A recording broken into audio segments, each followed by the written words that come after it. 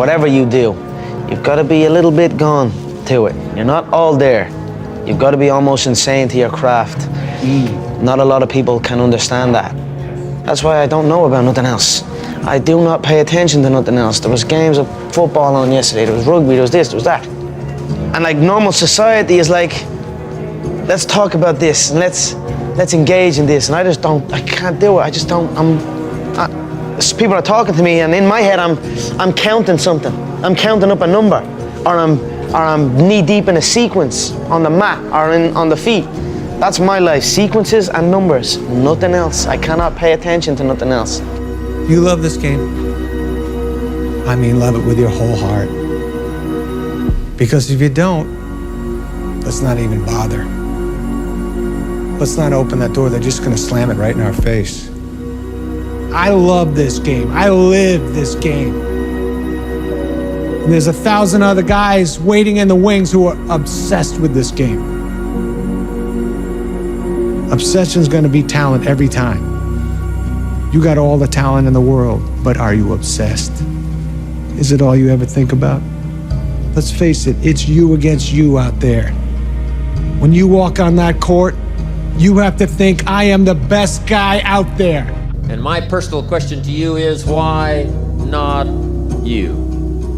You've got the brains, you can make decisions, you can study the plan, you can change your life, you can grow immensely in the next few years, you can make your dreams come true, you can build a financial wall around your family nothing can get through, you can become healthy, you can become powerful. Why not you? I was in the military. We go on these instructor-led runs. Most of the time we knew the start and end point. So on the way back, I started seeing people getting happy and shit because the end was near.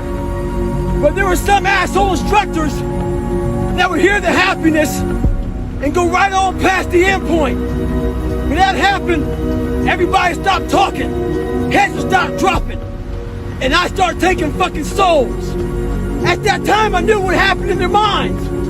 They were living off the hope factor. They hoped the instructors would stop running. They hoped the water was never cold. They hoped the weather was fucking good. I don't live off that hope shit. I wish the water was cold. I wish them motherfucking instructors keep on fucking running. I wish for fucking rain. When the ending is unknown and the distance is unknown, that's when you know who the fuck you are. Be the guy who embraces the ugly, the miserable. Be the guy who embraces hard work, the grind. Don't be afraid of being hurt. Don't be afraid of sacrificing some blood.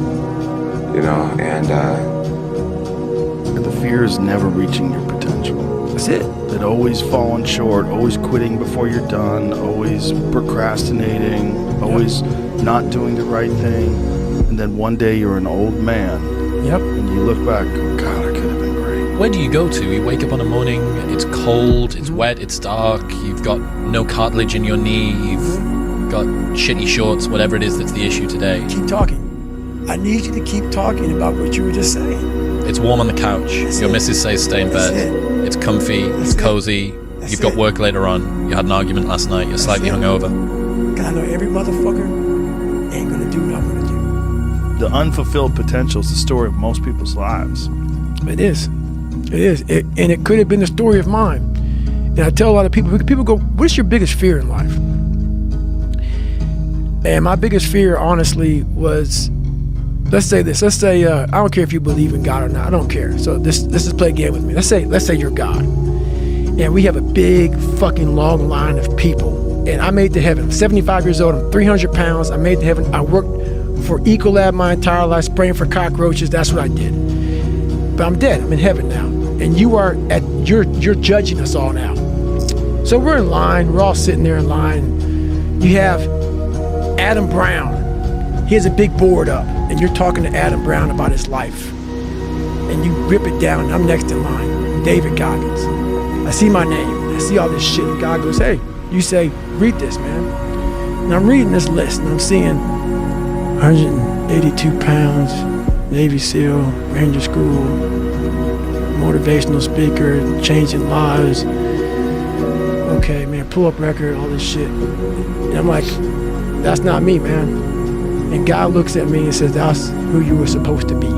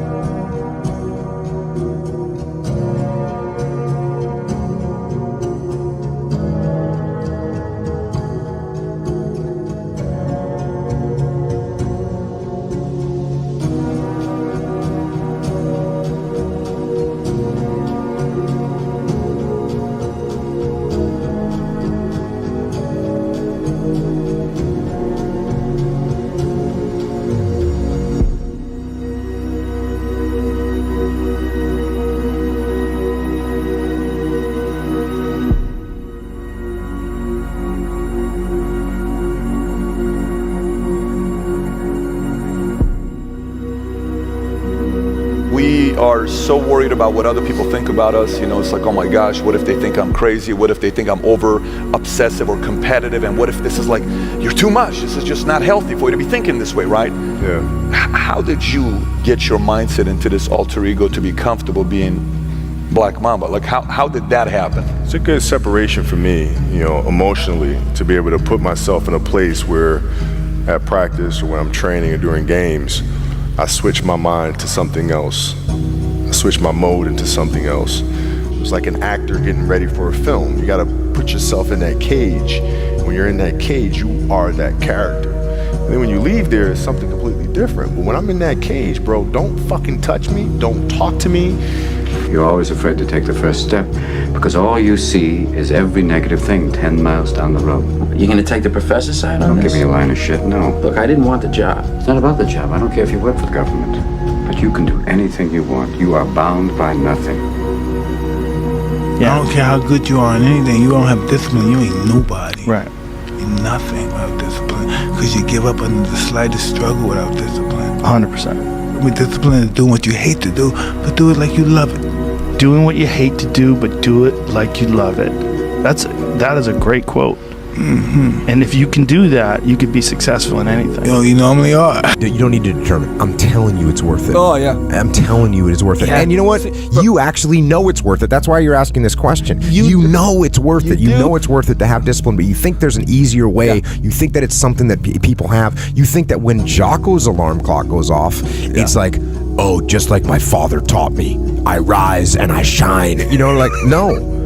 It's like the pillow feels soft and comfortable. Yeah. And the alarm clock is banging on my head and I don't like it. But you know what? I know it's worth it to get up and get after it. I know it's worth it, and you know it's worth it.